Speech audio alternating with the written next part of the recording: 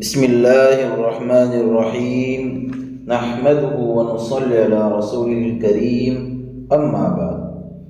عزیز طلبہ، گزشتہ اسباق میں ہم نے فعل مضارع کے متعلق پڑھا تھا کہ فعل مضارع وہ کام ہے جو موجودہ زمانہ یعنی پریزنٹ میں ہو یا آئندہ زمانہ یعنی فیوچر میں ہو، اور اس کی علامتوں کے متعلق بھی تفصیل سے پڑھا تھا۔ آج ہم فعل مضارع کے 6 غائب کے سیغوں کو ان کی علامتوں کے ساتھ پڑھیں گے۔ عزیز طلبہ، اگر موجودہ زمانے میں یا آئندہ زمانے میں کوئی کام کرنے والا کوئی تیسرا ایک مرد ہو تو فعل کے پہلے حرف کو ساکن کر کے اس کے شروع میں صرف یا لگا دیں گے اور آخری حرف پر پیش پڑھیں گے۔ جیسے ہمیں عربی میں کہنا ہو کہ وہ جاتا ہے یا جائے گا، تو ہم ذہب فعل کے پہلے حرف ذال کو ساکن کر کے اس کے شروع میں یا لگا کر اور اس کے اخیر میں پیش لگا کر یذہبو پڑھیں گے۔ جیسے یذہبو وہ جاتا ہے یا جائے گا۔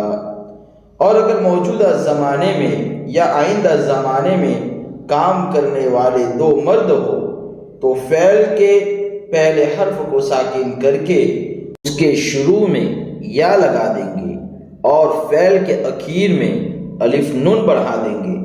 جیسے ہمیں عربی میں کہنا ہو کہ وہ 2 جاتے ہیں یا جائیں گے، تو ذہب فعل کے پہلے حرف ذال کو ساکن کر کے اس کے شروع میں یا لگا کر اور اس کے اخیر میں الف نون بڑھا کر یذہبانے پڑھیں گے۔ جیسے یذہبانے وہ 2 جاتے ہیں یا جائیں گے۔ اور اگر موجودہ زمانے میں یا آئندہ زمانے میں کام کرنے والے بہت سارے مرد ہو تو فعل کے پہلے حرف کو ساکن کر کے اس کے شروع میں یا لگا دیں گے اور فعل کے اخیر میں واو نون بڑھا دیں گے۔ جیسے ہمیں عربی میں کہنا ہو کہ وہ سب جاتے ہیں یا جائیں گے، تو ذہب فعل کے پہلے حرف ذال کو ساکن کر کے اس کے شروع میں یا لگا کر اور فعل کے اخیر میں واو نون بڑھا کر یذہبون کہیں گے۔ جیسے یذہبون وہ جاتے ہیں یا جائیں گے۔ اور اگر کام کرنے والی وہ ایک عورت ہو تو فعل کے پہلے حرف کو ساکن کر کے اس کے شروع میں صرف تا بڑھا دیں گے اور آخری حرف پر پیش پڑھیں گے۔ جیسے ہمیں عربی میں کہنا ہو کہ وہ جاتی ہے یا جائے گی، تو ذہب فعل کے پہلے حرف ذال کو ساکن کر کے اس کے شروع میں تا لگا کر اور اس کے اخیر میں پیش بڑھا کر تذہبو کہیں گے۔ جیسے تذہبو وہ جاتی ہے یا جائے گی۔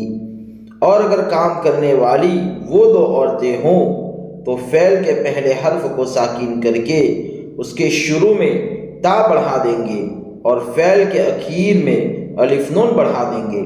جیسے ہمیں عربی میں کہنا ہو کہ وہ 2 جاتی ہے یا جائے گی، تو ذہب فعل کے پہلے حرف ذال کو ساکن کر کے اس کے شروع میں تا بڑھا کر اور اس کے اخیر میں الف نون بڑھا کر تذہبانے کہیں گے۔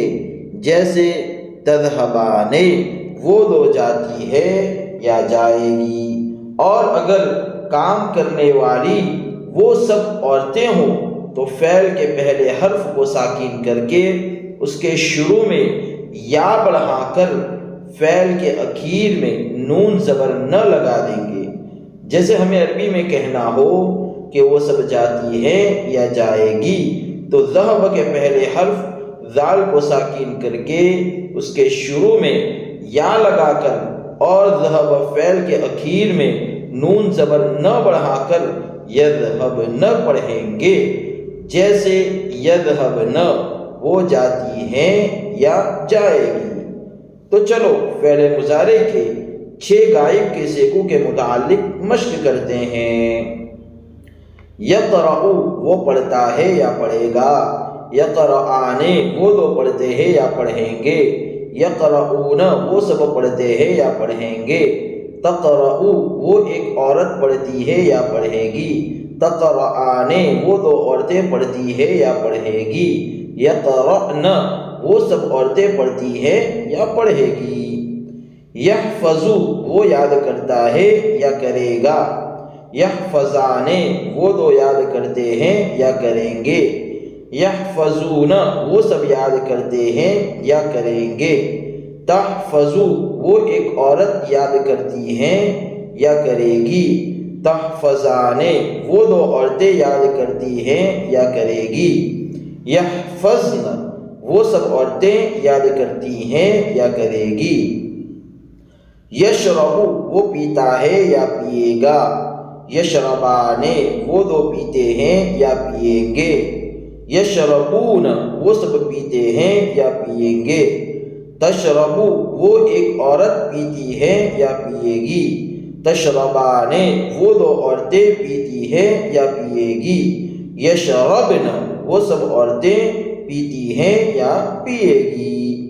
امید ہے آپ طلبہ عزیز فعل مضارع کے غائب کے 6 سیغوں کو اچھی طرح سمجھ گئے ہوں گے۔